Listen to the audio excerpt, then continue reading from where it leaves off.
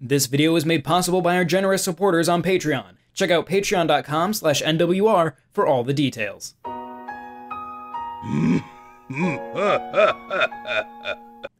It's been 2 years since I last talked to you all about the Zelda timeline. Since then, Breath of the Wild is released, and I've rethought my initial placement of it at the end of the Fallen Hero timeline. You see, there's some specific character dialogue that alludes to multiple historical events, and that one line in particular gives us a great, though somewhat general idea of where this game takes place.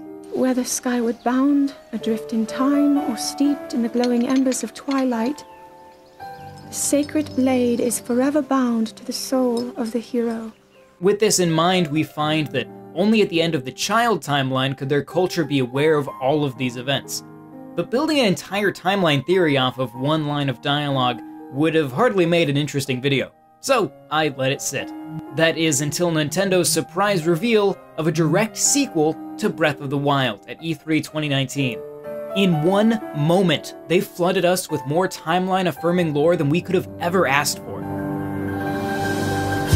I'm John Reardon, you're watching NWR TV. Join me once more as we jump into that tantalizing web of afterthought that is the Zelda timeline to find out where the sequel to Breath of the Wild fits in.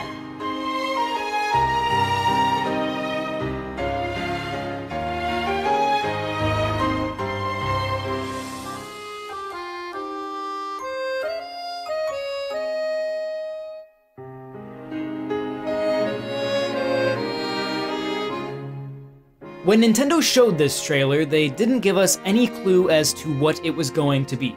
Going in, I had no idea this was a Zelda game. See these swirling green lines? They're incredibly important, but I wouldn't realize that until much later. See this white hand holding a decaying yet still standing figure in place? That's important too. See this figure on a horse with a trident? Yeah, you better believe he's important. What if I told you that in just these 3 shots, Nintendo had already told us not only exactly who this is, but where we are in the timeline? Because they did. But before we go back and look at all that stuff, let's keep going with the trailer and see what else it has to show us. Zelda and Link are in some sort of catacombs deep underground. We're obviously after the end of Breath of the Wild.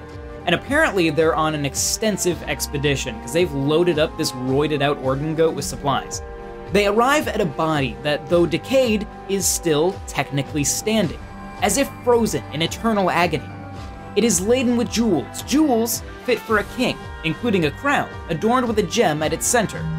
His hair has grown long and his clothes are tattered, and yet amongst his adornments we can clearly make out heraldry, indicating where he came from. This is a Gerudo, a race of strong warrior women who inhabit the desert of Hyrule, and yet this body is a male, a rarity within the Gerudo. Obviously, this is none other than Ganondorf. But what is he doing here? Didn't we seal him in a sacred realm, or leave him at the bottom of the ocean, or standing in a field? Oh, standing in a field, having been stabbed in the heart by Link with his neck snapped by the usurper King Zant. The one instance where Ganondorf was not sealed in the sacred realm or locked away forever by the sword of evil's bane. The one instance where Ganondorf was simply believed to be dead. Alright, now we can work our way backwards. Remember those adornments, particularly the crown with the single gem? It's the same crown worn by Ganondorf during the era of Twilight, including that gem in the center. The painting on the wall depicts Ganondorf atop a horse, wielding his classic trident. It's an image similar to how he was painted in the Forest Temple in Ocarina of Time. Obviously, this is a version of Ganondorf people would have been very familiar with as he rode into battle as the Demon King.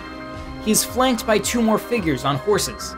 In fact, this image is very likely a retelling of that final battle against Link at the end of Twilight Princess. The white hand rests on Ganondorf's chest, right where he was stabbed by both the sages when they sought to seal him in the desert, and by Link during their final battle.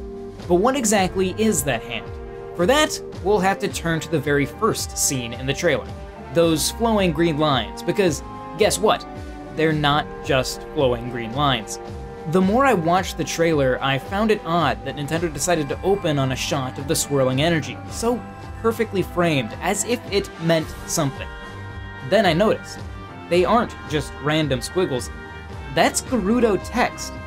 As for the rest, it's made up of both Gerudo and multiple eras of Hylia.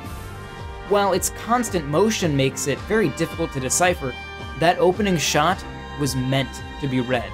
And when translated, guess what it says? The first word to appear says seal.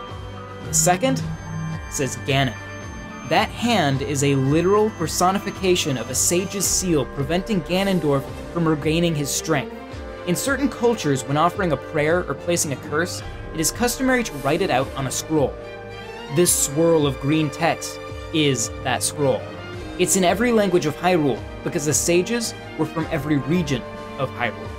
It's clear now that at the end of Twilight Princess, before the Master Sword was returned to its pedestal, the sages of that era placed Ganon in a dark tomb, deep underground.